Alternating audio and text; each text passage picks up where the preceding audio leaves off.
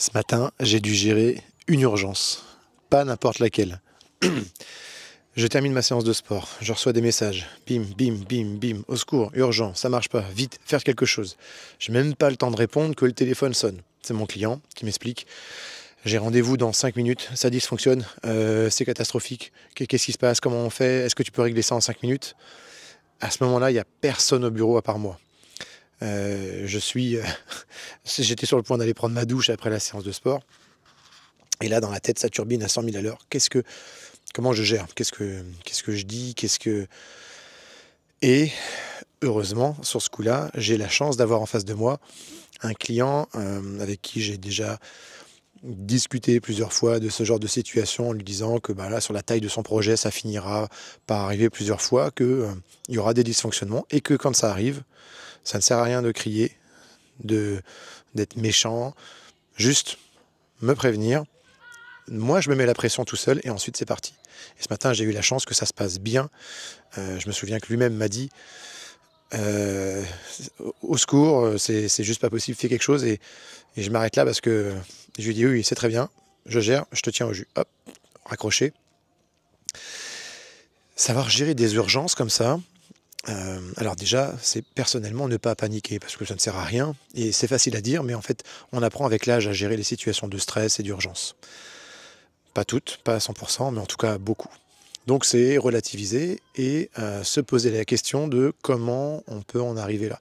Qu'est-ce qui fait que ça ne marche pas? Réfléchir assez vite sur quelles sont les différentes solutions. Donc moi, ce matin, dans les différentes solutions, j'avais, est-ce que j'appelle quelqu'un qui n'est pas encore là pour lui demander? Je ne suis pas très fan de ça, surtout si cette personne elle est encore chez elle et puis qu'elle dort ou qu'elle est... On ne sait jamais.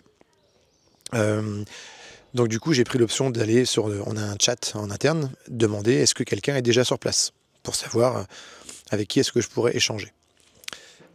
J'ai aussi forcément été jeter un œil sur l'historique de tout ce qui avait été fait pour voir s'il y a des changements récents qui pourraient expliquer tout ça. Et j'ai pu trouver une information. Ce que je vous explique, alors je ne vais pas vous expliquer comment j'ai résolu le problème. D'ailleurs, je fais exprès de ne pas vous dire quelle était la problématique, quel était le projet, quel était le client, parce que le but de cette vidéo, c'est de vous donner un axe pour vous, potentiellement, gérer des cas d'urgence. Si le client il n'est pas bien, si le client il est stressé, angoissé, s'il vous parle mal, si tout ça, c'est à mettre de côté. Quand on est dans une situation de pression, de tension, et qu'on ne maîtrise rien, en l'occurrence le client est dans une situation de pression, de tension, et il ne maîtrise rien, vous êtes le prestataire et c'est vous qui faites pour lui, eh bien il n'attend qu'une seule chose, que vous trouviez une solution. Il veut être rassuré, il veut un délai. Alors bien sûr, on peut avoir envie de répondre « mais j'en sais rien, attends, moi je suis comme toi, je découvre, il va me falloir du temps. » Et quand on me dit « est-ce que dans les 5 minutes ça va être résolu ?» Je sais que la seule chose qu'il a envie d'entendre c'est « oui ». Et je ne peux pas dire « oui ». Mais je ne peux pas non plus lui dire « j'en sais rien ». Donc la vérité, ça c'est le deuxième point, dire la vérité. Quelle est la situation de votre point de vue? La situation de mon point de vue ce matin, c'était j'ai personne sur place et non, les données n'ont pas été supprimées, il n'y a pas de problématique à premier point de vue qui me semble importante, mais j'ai besoin de comprendre et j'ai besoin de chercher, donc je ne pense pas que ça le fasse, dans les 5 minutes en tout cas à venir. Le problème a été résolu au bout de à peu près une demi-heure, et c'était quelque chose de très anecdotique, de très simple en fait, de tellement insignifiant. Un petit fichier cookie à supprimer sur le navigateur. On a fait même des tests ici, dans la foulée, et puis on s'est rendu compte que ça fonctionnait en fait très bien, et qu'on était tombé sur un cas tellement rare, isolé. Mais voilà, moi je veux en revenir à gérer un cas critique, gérer une urgence. On ne panique pas. Dans l'idéal, l'interlocuteur, lui, est paniqué, mais on l'arrête avant que ça aille trop loin, parce qu'il y a toujours l'effet de surprise de ne pas contrôler son environnement. On essaie de donner du coup à son client des informations sur un délai, même si vous ne savez pas encore ce qui se passe ou autre, il y a déjà un délai sur écoute. Je regarde pendant 5-10 minutes et je te reviens dans 10 minutes sur les informations que j'ai déjà pour qu'on essaie d'avancer ensemble. Ça peut déjà permettre de rassurer son interlocuteur. Ensuite, on va avoir...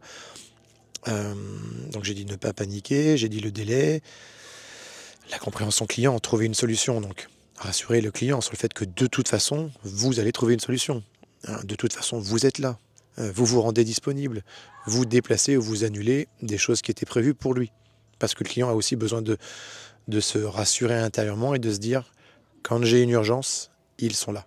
Même si à l'instant T, ça peut paraître ingrat comme situation, une fois que c'est terminé, et c'est ce qui s'est passé, on vous remerciera. On vous dira merci d'avoir géré. Parce que une fois qu'il n'y a plus la pression, une fois qu'il voit que finalement ça repart, et que, ok, il ne pouvait pas maîtriser, mais ça a été géré, eh bien plus ça, j'allais dire plus ça arrivera, dans les cas où cela se reproduira, il se rappellera que vous allez gérer. Voilà comment est-ce qu'on gère une situation de crise, et surtout on fait tout pour que ça ne se reproduise pas. Hein. Allez, je vous dis à demain pour une autre vidéo. Ciao!